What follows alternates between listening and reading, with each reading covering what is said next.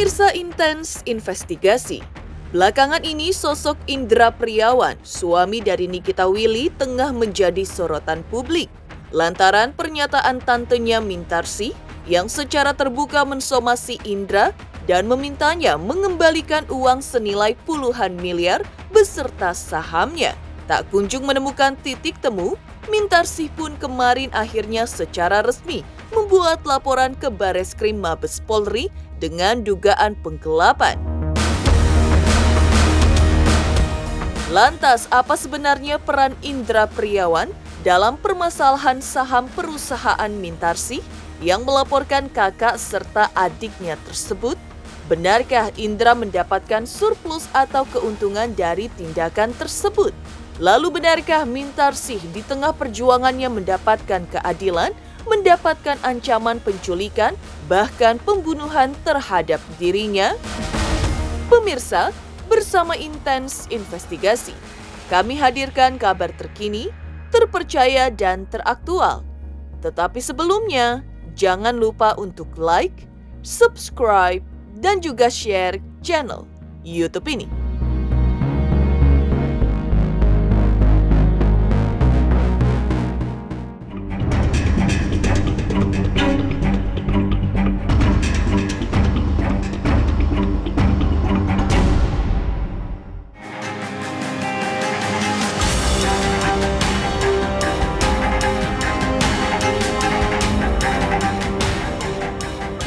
Kisruh keluarga suami Nikita Willy, Indra Priawan, agaknya masih terus bergulir dengan panas. Setelah sebelumnya berkali-kali melayangkan somasi, Tante Indra, Mintarsih, akhirnya resmi melaporkan dugaan penggelapan saham sebuah perusahaan taksi ke Bareskrim Mabes Polri. Dalam perkara ini, ia melaporkan kakak dan adiknya, namun menurutnya Indra juga mengetahui terkait permasalahan ini. Lantas benarkah Indra Priawan, meski bukan sosok yang dilaporkan, diduga ikut terlibat dalam perkara tersebut?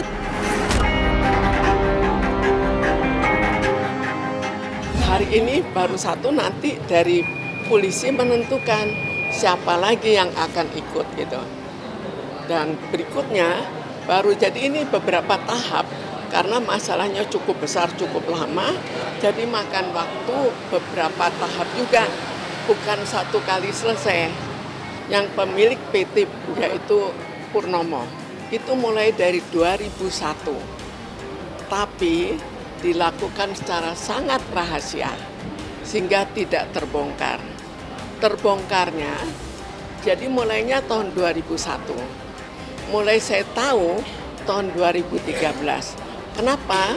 Karena tahun 2013 Bluebird mau menyesuaikan mau menjual sahamnya. Jadi seandainya Bluebird tidak menjual saham, maka sampai terakhir pun saya tidak akan tahu. Jadi begitu rapihnya kerjanya.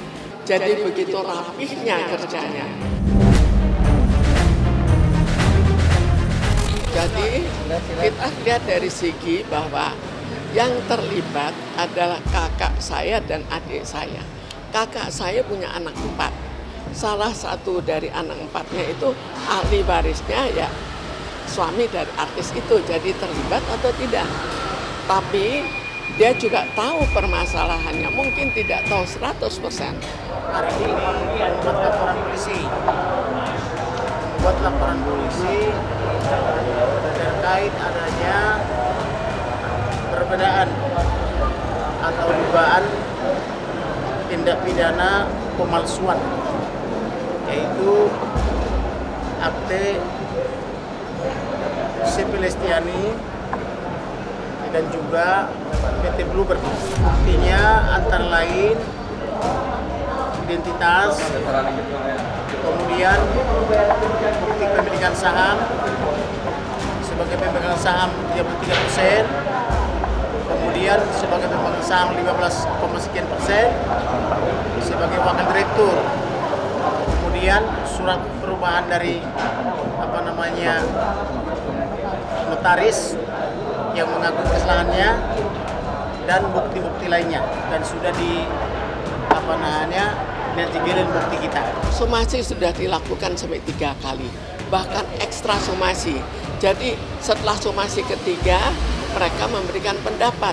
Terus diberikan surat lagi tentang pendapat itu, bahwa pendapatnya bertentangan dengan pendapat kita. Tapi tidak dijawab. Diberikan surat lagi bahwa mereka mengatakan sudah dibayar. Bayarnya di mana? Kok lucu sudah dibayar?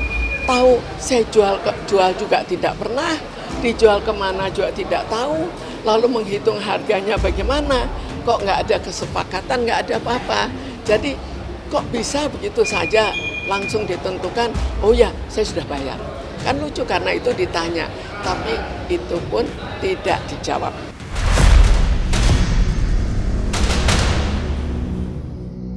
Dalam keterangannya, Mintarsih mengaku bahwa permasalahan ini sebenarnya sudah terjadi sangat lama. Namun, ia baru mengetahuinya di sekitar tahun 2013 silam. Ia pun mengungkap merasa merugi sahamnya senilai 21,6% di sebuah perusahaan taksi tidak dibayarkan.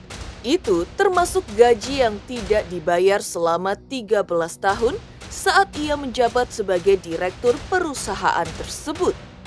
Jadi ini diawali dari CV Lestiani ke PT Bluebird Taksi, pindah lagi ke PT CV ke PT CV Lestiani, kemudian ke PT Bluebird Taksi lagi, kemudian ke PT Bluebird BPK. Jadi prosesnya panjang, ini awalnya. Jadi sekarang yang dipersoalkan awalnya masih. Awalnya itu di CV Lestiani. Di sini saya mengundurkan diri sebagai pesuruh pengurus. Ya, jelas, sebagai pesuruh pengurus. Namanya pesuruh pengurus. Pengurus itu mau jadi direktur, mau jadi wakil direktur, mau jadi apa. Tapi itu namanya pengurus. Saya buktikan lagi. Saya kira sebagai apa? Di sini ada penetapan dari Jakarta, Pengadilan Negeri Jakarta Pusat. Dia kembali lagi mengatakan, ini adalah pengunduran diri, ya, kembali. Kemudian dialihkan ke somasi di sini Pengadilan Jakarta Selatan. Kembali lagi di sini kan sebagai pesuruh pengurus, ya. Tiba-tiba membuat akte di luar pengetahuan saya, kan itu saya nggak tahu. Diam-diam mestinya 3 orang membuat akte, tapi ini enggak, hanya 2 orang. Dan hasil dua orang itu mestinya tetap sama, namanya keluar sebagai pengurus, jangan harta saya diambil semua. Dari 3 orang, pesuruh pengurusnya hanya tinggal 2. Jadi saya hilang nama saya. Untuk kalau misalnya anak turunan saya mengusutkan susah kan. Tapi untungnya karena menjual saham ke masyarakat, maka otomatis harus didaftar. Karena didaftar ketahuan, kok saya nggak ada gitu. Jadi sebetulnya ini cukup panjang ya. Jadi ini dari CV ke PT, dari PT ke PT lain, ke PT lain, jadi oper-oper gitu. Ini yang terjadi. Jadi memang kalau kita mau melakukan suatu yang penggelapan, kan nggak bisa dalam 1 kali. Yang terlapor berarti hanya Pak Purnomo? Yang terlapor pertama Pak Purnomo, yang kedua ahli warisnya, ahli waris daripada ahli waris termasuk Indra Priawan juga? Baik, karena pemilik sahamnya ini kan 3 orang tadinya. Ibu ini 1 wakil direktur dan pemegang saham 33%. Kemudian Pak Purnomo, kemudian yang ketiga atas nama Chandra. Nah, 2 orang dari pemegang saham itu telah pergi menghadap notarisnya Kahanap SPSPN, mengatakan bahwa dialah pemegang saham, tetapi dia lupa memberitahu bahwa ibu ini mundur sebagai wakil direktur, tetapi tetap sebagai pemegang saham atau pemegang share gitu. 2001, sekarang 2023, berarti sudah 23 tahun.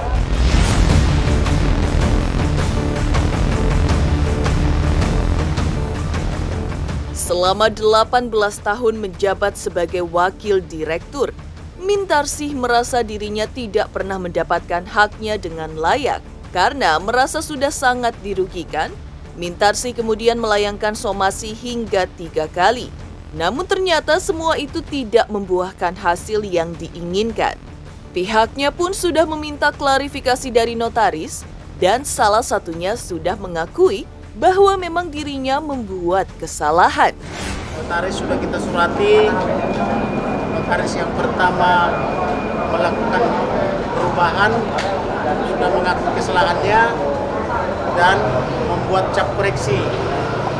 Tapi ibu ini yang dirugikan baik CP-nya atas nama keluarga CP Lestiani 33%, demikian juga dalam jabatannya sebagai wakil direktur dan sahamnya 15,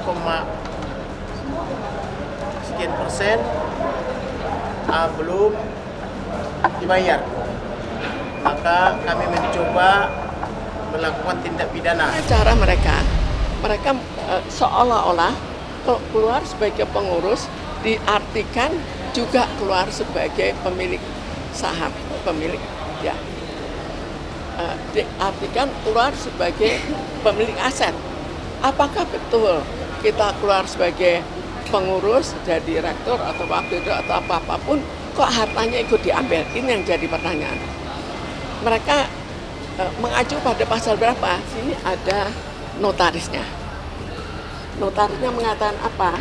Jadi waktu diajak berdamai, notarisnya mengatakan, oh, kalau begitu mestinya saya sebagai pesuruh komanditer. Artinya harta saya masih ada. Tapi kenapa harta saya hilang? Ini notaris yang sama tuh menulis begitu. Terkait permasalahan yang tengah bergulir panas ini, tak pelak Indra Priawan dan Nikita Willy pun menjadi sorotan. Apalagi keduanya disebut-sebut oleh kuasa hukum Mintarsih diduga menerima surplus atau keuntungan senilai puluhan miliar rupiah setiap bulannya. Namun saat ditemui oleh awak media, Nikita tampak diam 1000 bahasa. Ia hanya melempar senyum lebar tanpa memberikan tanggapan. Lantas benarkah ada kemungkinan jika hal tersebut benar-benar terjadi, Indra Priawan juga dapat dijadikan sebagai tersangka? Indranya kemana? Niki, support dikit dong buat Mas Indra, Niki.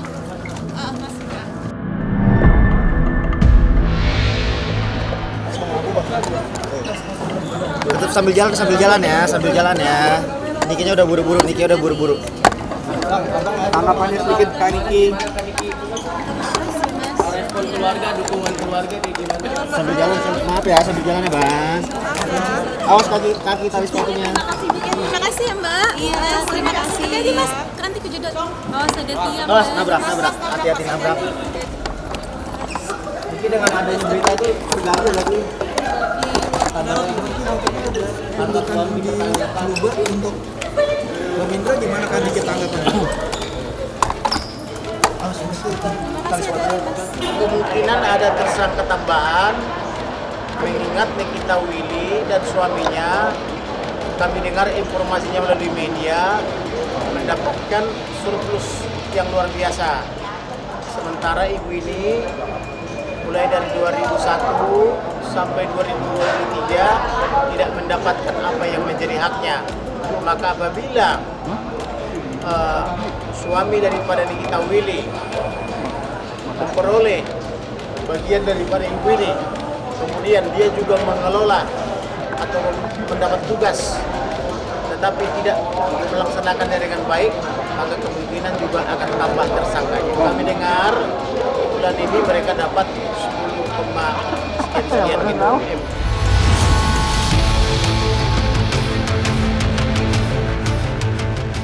Lalu benarkah Mintarsih di tengah perjuangannya mendapatkan keadilan, mendapatkan ancaman penculikan, bahkan pembunuhan terhadap dirinya? Pemirsa Intens Investigasi, jangan lupa untuk like, subscribe, dan juga share channel YouTube ini. Halo pemirsa Intens, apa kabar? Gue Jeffrey Nicole. Jangan lupa saksikan Intens Investigasi 3 kali sehari. Dan jangan lupa buat like, comment, dan subscribe.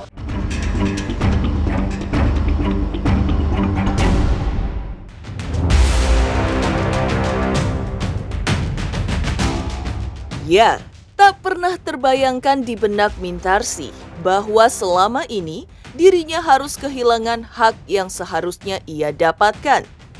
Apalagi semua itu diduga dilakukan oleh keluarganya sendiri. Disinggung terkait mengapa baru sekarang melapor setelah bertahun-tahun permasalahan berlarut. Mintarsih mengisyaratkan bahwa selama ini dirinya mengalami teror. Namun ia belum mengetahui pasti siapa yang melakukannya. Namun yang jelas, hal tersebut sempat membuatnya sangat ketakutan. Apalagi jika memang benar ada kaitannya dengan perkara yang kini tengah ia perjuangkan keadilannya tersebut. Waktu tadi dipersoalkan, dari tahun 2001 sampai 2013, kenapa kok tidak menanyakan? Saya beritahukan, banyak teror yang terjadi. Selain teror terhadap pemegang saham lain, juga bahwa teror penculikan terhadap diri saya. Lalu saya beritahukan, dengan penculikan ini dipersoalkan, kenapa nggak lapor ke polisi? Saya mempersoalkan bahwa saya sudah lapor, hanya polisi meminta notulen rapat, jadi ada notulen rapat untuk penculikan itu, dikoordinasi penculikan itu. Jadi orang yang jadi notulen rapat itu mati, tabrak. Jadi saya bilang, saya ketakutan. Apa nggak wajar loh saya ketakutan? Dan ini hanya salah satu contoh. Tapi ada lagi hal-hal lain yang tidak bisa saya utarakan karena tidak ada bukti. Kalau penculikan saya, itu ada buktinya. Karena penculik-penculik itu melaporkan ke PN Jakarta Pusat dan ada segelnya. Jadi mereka lapor, inilah laporan saya, ini buktinya. Lalu ada lagi yang lapor ke notaris, sesuai dengan tempat tinggal mereka yang agak jauh, lapor ke notaris. Jadi artinya kan laporan penculikan saya sah-sah saja, karena saya juga ketakutan masa mati-mati. Sedangkan ada lagi orang lain yang dianggap berbahaya, itu juga kok mati tabrak lari. Bagaimana saya mau melanjutkan, bisa nyawa saya yang hilang. Pengancaman untuk penculikan itu kan satu set, bukan berapa kalinya, tapi dibuat notulen rapat, dikumpulkan semuanya, bagaimana semua ini harus berjalan, bagaimana masalah seragamnya, masalah kendaraannya, semua diatur di rapat itu. Dan termasuk bahwa ada lagi selain penculik ini ada lagi kelompok di atasnya, itu ditulis dengan jelas. Masih ada 4 orang lagi, 4 atau 5 orang. Alangkah baiknya jika mereka juga menghentikan segala sesuatu yang sifatnya ilegal. Menjadi korban dugaan penggelapan saham, Mintarsih mengaku bahwa sampai saat ini dirinya telah merugi hingga 200 miliar rupiah. Itu pun masih belum sepenuhnya terhitung dan masih ada kemungkinan terus bertambah. Secara belak-belakan, Mintarsih mengaku miris atas perilaku orang-orang yang menzaliminya. Padahal mereka sudah kaya, tapi masih saja mengambil harta orang lain. Selain kerugian materi, ia pun mengaku mengalami sejumlah kerugian imaterial, sehingga akan terus berjuang untuk mendapatkan keadilan. Jadi saya ada beberapa tahap ya, ada tahapan. Untuk tahapan sekarang yang saya perkirakan 200 miliar. Jangkanya dari tahun 2001 ya. Tapi nanti ada tahap kedua, itu lebih besar. Jadi keseluruhan saya juga menyayangkan, kenapa sih sudah cukup kaya, kok masih mau mengambil hak orang lain. Kakak saya punya anak 4. Salah satunya adalah suami dari Nikita Willy. Lalu ada adik saya punya anak 3, mereka juga bergantian jadi direktur. Jadi sebetulnya kalau ditanya kemana harta saya, itu ke semuanya, bukan ke suaminya Nikita Willy saja. Tapi bisa dibayangkan bahwa perkiraan harta kita terhadap suaminya Nikita Willy, demikian juga terhadap kakak-kakak dari Indra Priawan. Demikian juga harta dari adik saya Purnomo Prawiro. Itu kan juga sekian kali lipat kan, tapi terakhir bukan jabatan yang tercantum di daftar. Ya, mungkin jabatan belum tahu saya. Jadi karena tidak terdaftar, kan ada komisaris utama, ada komisaris direktur. Di situ saya lihat namanya tidak ada. Sahamnya jelas ada. Jadi sekarang sudah berjalan lagi lebih lanjut. Tapi karena pihak mereka tidak hanya menjawab kita sudah mengikuti hukum, maka dari pihak Pak Kamarudin menjawab klien saya ternyata keluar sebagai pesuruh pengurus, sebagai pengurus wakil direktur. Kenapa kok hartanya ikut dihilangkan? Kenapa harta di PT Bluebird Taksi juga ikut hilang? Itu yang dipertanyakan. Dan diberikan kesempatan tapi tidak akan terlalu lama. Jadi bahwa somasi ini hanya dijawab bahwa kliennya sudah mengikuti peraturan. Sudah mengikuti peraturan hukum. Tapi kalau di pihak saya atau Pak Kamarudin, kalau mengikuti hukum tapi hukumnya salah bagaimana? Kalau hukumnya disimpangkan, diberitahukan, oh keluarnya memang sudah nggak ada buktinya, semuanya ikut membuat akte notaris mengatakan harta saya hilang. Bagaimana? Apakah itu betul secara hukum? Seharusnya kalau 3 orang memiliki saham, memiliki harta, mestinya kan 3-3-nya diundang.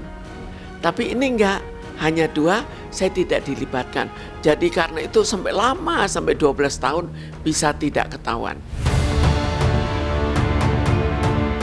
Demikian pemirsa kabar terkini, terpercaya dan teraktual yang kami hadirkan hari ini.